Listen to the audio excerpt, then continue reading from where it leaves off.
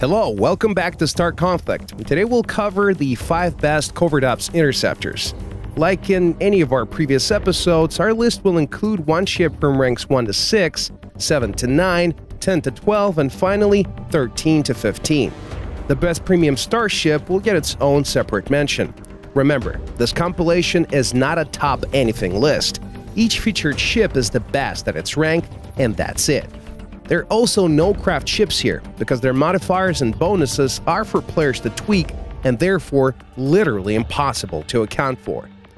At first glance, it's rather hard to pick a clear winner at earlier ranks, but as soon as you dive into the data concerning ships' modules, weapons, and modifiers, it all becomes clear. For example, the Swift has a bonus that would work very well with any covert ops interceptor. It increases weapon damage by 10%. However, the ship's low rank severely restricts the choice of modules and armaments. At the same time, the Dagger 5, despite its rank, has a pretty decent array of modules at its disposal. Its unique tactical warp module, which teleports you behind the targeted enemy's back, synergizes nicely with your plasma web. The ship doesn't have that many weapons to choose from though, keep that in mind. The Swift Mark III is even better. More guns, more modules, more everything. The bonus, which reduces the cooldown of all covert ops modules, is just the cherry on the top. That's it. This is the best covert ops ship at its full ranks. There are some very interesting machines at rank 7. Hawk M is capable of stealing energy from its adversaries in a 1 kilometer radius with the Reaver Energy Converter, and then blasting it back in a 2 kilometer range cone. This exchange damages enemies depending on how many ships donated energy to your noble cause. The Jericho Ricasso can do something similar with its red atomizer, but it doesn't leech energy off enemies. The weapon uses your ship's energy instead. The cone also has a much smaller area of effect and doesn't deal as much damage though. On the other hand, it doesn't just vanish after firing. Damaging cone persists in space for 10 whole seconds. You could also outfit Ricasso with the Reaper 8 converter.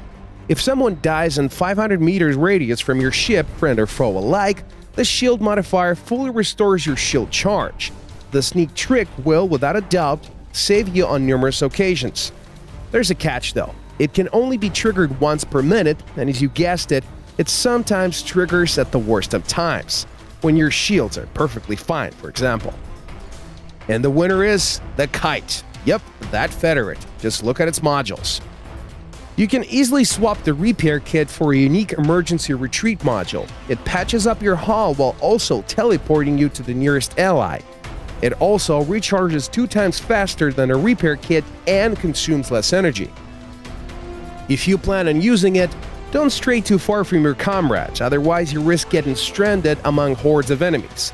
Emergency Retreat's teleporter can be only used as far as 7.5 kilometers away. Also beware of enemy tacklers and their inhibitor beams. They tap you with it, you're toast. The Kite also has access to a nice variant of the infrared scanner called the Adaptive Plugin.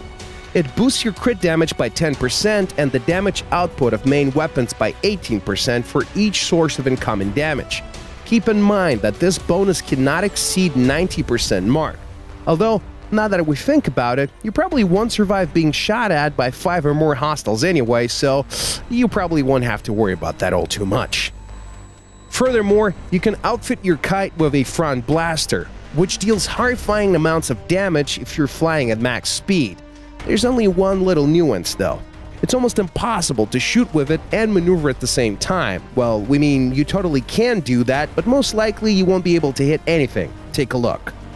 It's tough to pick the best ship of all of the rank 10 to 12 contenders. These covert ops don't get as many unique modules and guns as other classes do. The Federates are especially unlucky. The Kite M can briefly blind enemies in a 2 kilometer radius with its mass interference generator. The Eagle has a somewhat unorthodox supernova torpedo. It deals colossal damage and has a fairly low cooldown. Sounds good, right? Well, the torpedo needs about a second to arm, and the ship cannot change its course until supernova is ready, which makes the interceptor a very easy prey. Thank God there is the Jericho Chris S, the ship that has a rock-solid selection of modules and a flashy new gun on top of that. The Projectile Irradiator Battle Module makes the weapons of Chris S considerably punchier. For 7 seconds, each confirmed hit burns victims' energy and deals bonus electromagnetic damage. The Reserve Shield system is a great replacement for the Emergency Barrier, especially for Jericho ships. When you lose shield power, the system creates an impenetrable barrier that holds for 1.5 seconds, and then there's a minute-long cooldown. It's less than with the Emergency Barrier, though. Oh, and by the way, nothing stops you from using both of these modules at the same time. A few words about its weapons. The Chris S can be equipped with the Deconstructor Cannon. It deals bonus damage to hull when you crit, even more damage at that. This cannon is pretty simple to use and is great at shooting at any targets larger than interceptors. In other words, our choice is rather obvious. The Chris S is the best at ranks 10 to 12. The Falcon M and the Wakizashi R, both of these interceptors are worthy of being crowned the best covered ops at high ranks. The Falcon M does slightly more damage and has slightly more speed. The Wakizashi R is more resilient and compensates for its lack of speed with an additional engine modifier slot. Other than that, they're quite similar. The main difference lies in their selection of unique modules. Both of them can create cones of plasma with the mass plasma disturbance on the Falcon M and the red energizer on the Wakizashi R. The Falcon M can fit an adaptive plugin that we talked about earlier. This is why this model gets an upper hand in the damage dealing department.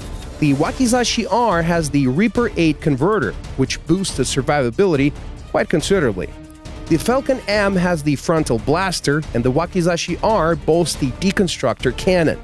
It's hard to choose the one and only favorite, but the Wakizashi R, we think, looks like a tad bit better. It's nice, bulky, strong, and pretty simple to use too. It seems like this episode will mark the first time when it's very easy for us to pick the best premium ship. It's the Cutter. We talked about it in great detail in one of our earlier episodes. In case you don't remember, the Cutter is the only covert ops interceptor with 50% bonus crit chance. It also has access to all of the unique modules from silver ships of its rank. This is it for today. See you in space.